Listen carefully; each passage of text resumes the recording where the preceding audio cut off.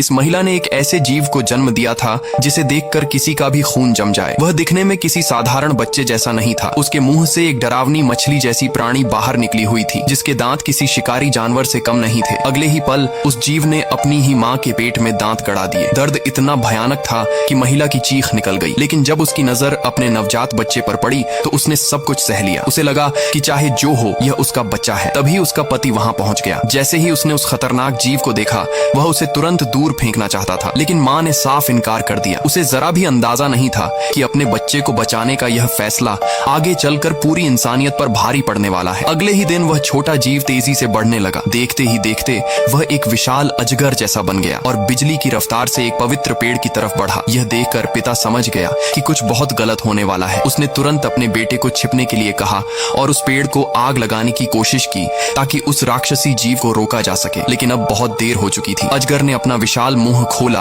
और पूरे पेड़ को ही निगल गया। इसके बाद उसके शरीर में एक और भयानक बदलाव शुरू हो गया। उधर परिवार अपनी जान बचाकर भागने लगा। कुछ ही पलों में वह जीव एक खौफनाक दानव में बदल चुका था। तभी वह महिला भी अपनी नई शक्ति हासिल करके वहां पहुंच गई। उसने बिना सोचे सीधे अपने बच्चे की तरफ दौड़ लगा दी, लेकिन अब वह पहले वाला जीव नहीं रह गया था। दानव ने हमला करते हुए उसे एक ही झटके में दूर फेंक दिया और अब इस परिवार के सामने ऐसा खतरा खड़ा था जिसे रोकना लगभग नामुमकिन लग रहा था।